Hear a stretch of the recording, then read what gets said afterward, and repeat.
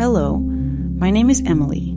For 13 years, I was happy in my marriage. My husband Mark adored me, protected me, literally carried me in his arms. We have 2 daughters, our whole world. From the outside, our family seemed perfect. But back then, I didn't yet understand that I had already fallen into a cunning trap. It all started with uncertainty, with that feeling when your chest tightens with unexplained sadness and it's hard to breathe. I wasn't looking for another person. I was looking for another version of myself, the one I had lost over the years of a perfect marriage. It was a huge mistake to reply to his message, then to agree to meet. In person, he turned out to be charming, with a devilish allure. No photo could capture that mix of calm and hidden threat. Now I lie at night next to my sleeping husband and cry quietly.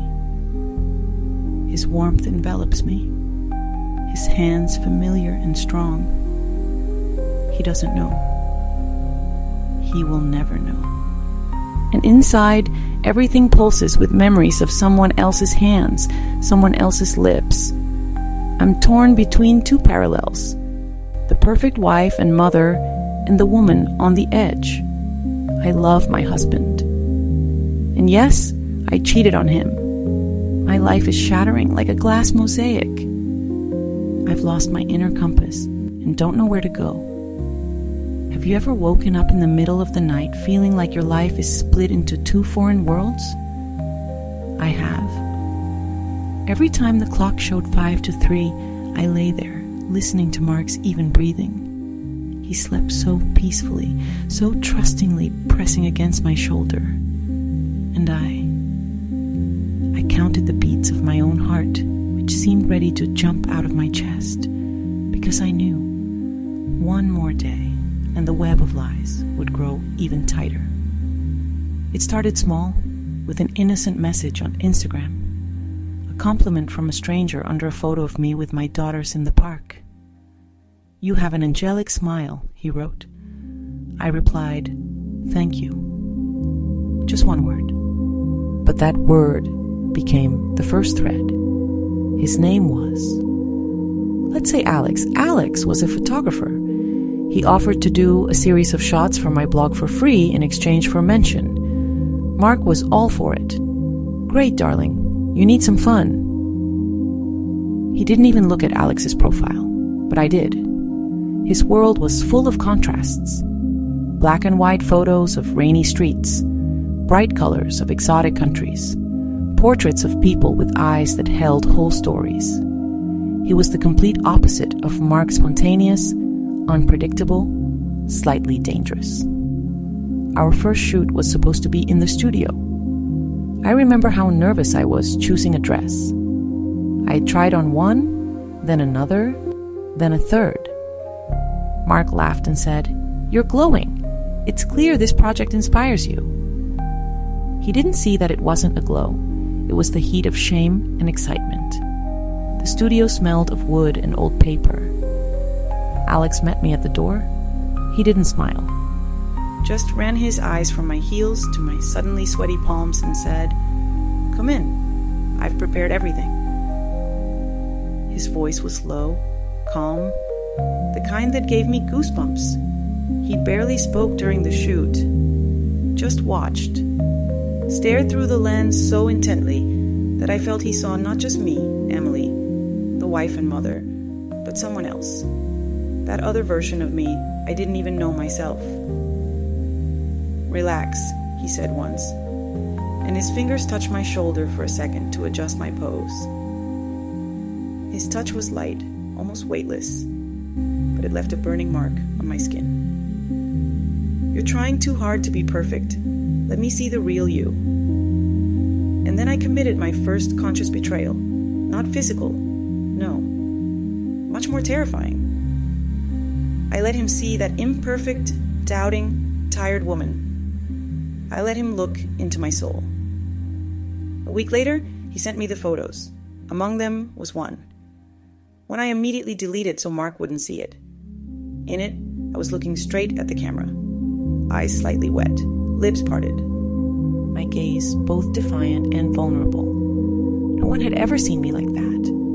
Not even me. "That's the real you," he wrote, and I replied. Not with gratitude, no. I wrote, "And what am I really like?" That question hung in the air and became the beginning of the end. Because that same night, when Mark hugged me before sleep, I thought for the first time, what if he's right? What if somewhere out there, beyond this perfect life, there's another me? And now I'm standing on the platform, the wind hitting my face with stinging raindrops, going to him for the first innocent cup of coffee. And in my head, just one thought, just once, I'll look him in the eyes and realize he's just a fantasy. And then I'll return home and love Mark the way he deserves. But when the train door closed, I knew there was no going back. The train had already picked up speed, just like me. And ahead was a hotel room with velvet curtains that smelled of his cologne and my fear.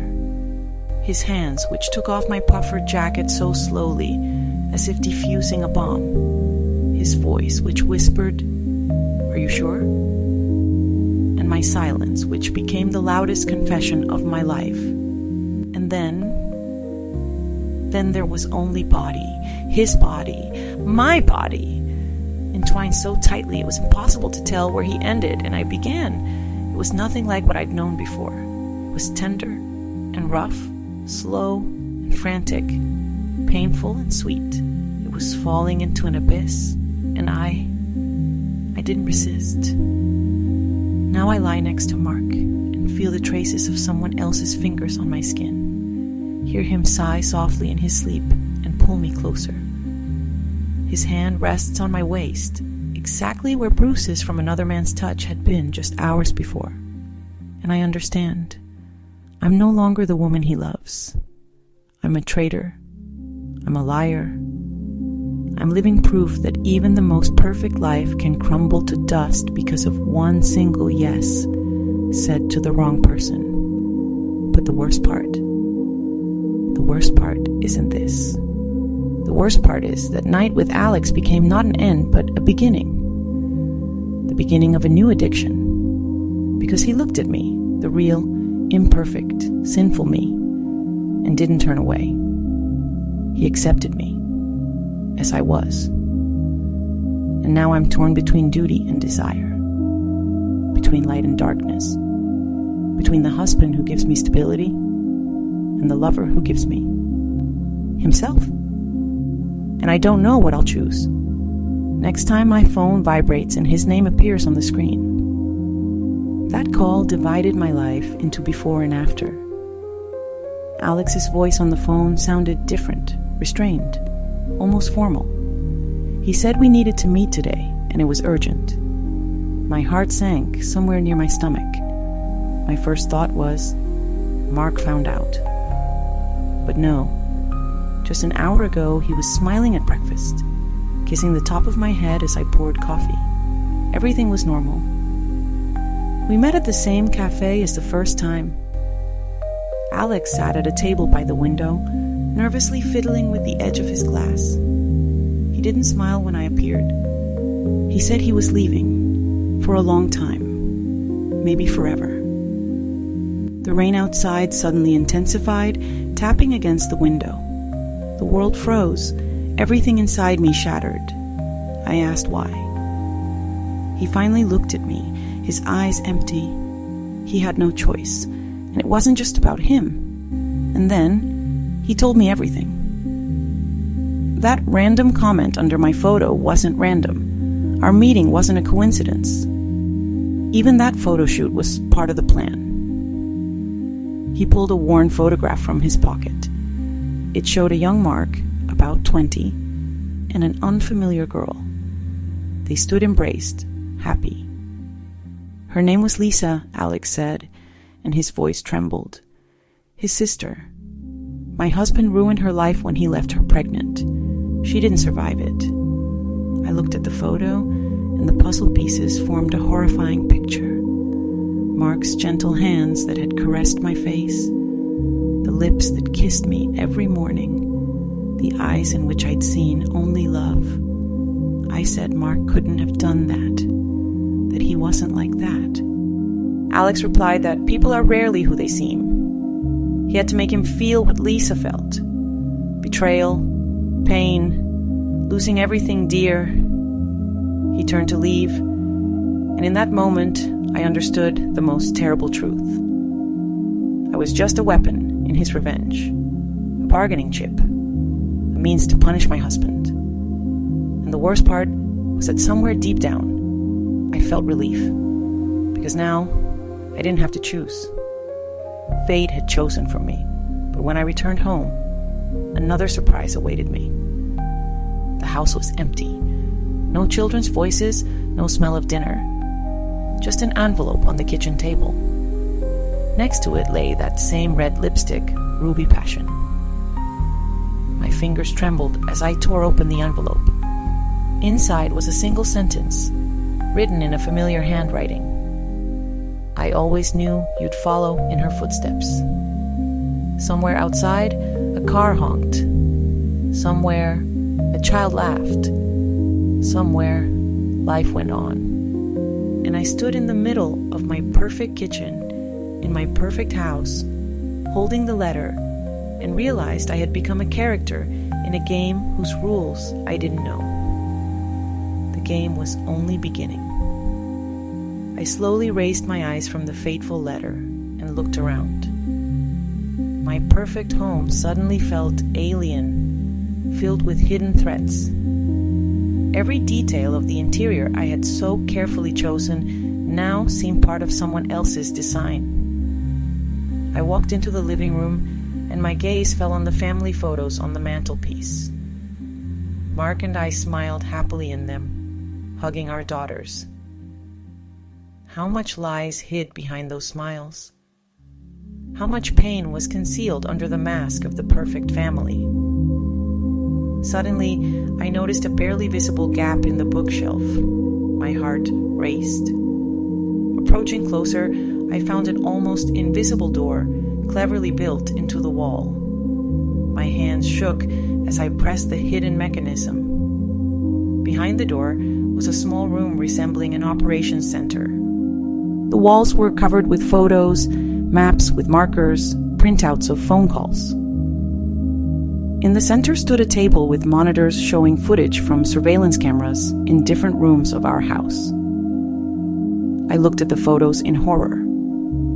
There were shots of my meetings with Alex from the very first day, frames from the cafe, the park, even that same hotel room. Mark had known everything from the beginning. On the table lay a thick folder labeled Lisa. My hands trembled as I opened it. Inside were documents, medical records, photos of a pregnant girl who looked so much like Alex, and a diary. The last entry in the diary was made the day before her death. He said he wasn't ready for fatherhood, that it was a mistake. How could I have been so blind? The child deserves better than a life without a father. I can't do this alone. Suddenly, the sound of a key in the front door lock echoed. Icy horror gripped me. I quickly closed the hidden room and returned to the kitchen, trying to keep my face indifferent. Mark entered the house with his usual smile. "Darling, I'm home. Where are the girls?" His gaze fell on the open envelope on the table, and for a moment, something dark flickered in his eyes. But almost immediately, his face became loving and caring again. "They're at your mom's overnight," he said softly. "I thought we needed to talk, alone." He walked up to me and gently touched my face. "I know everything, Emily, and I forgive you." His words hung in the air, filled with hidden threat. This wasn't forgiveness. It was a sentence. And I understood there was no easy way out of this game. Each of us played our roles, and the performance was only beginning. Mark smiled his perfect smile, but his eyes remained cold. "Let's start over, darling. Like on the first day of our wedding, only this time without mistakes." And in that moment, I understood the terrible truth. I was never the victim in this game. I was the prize.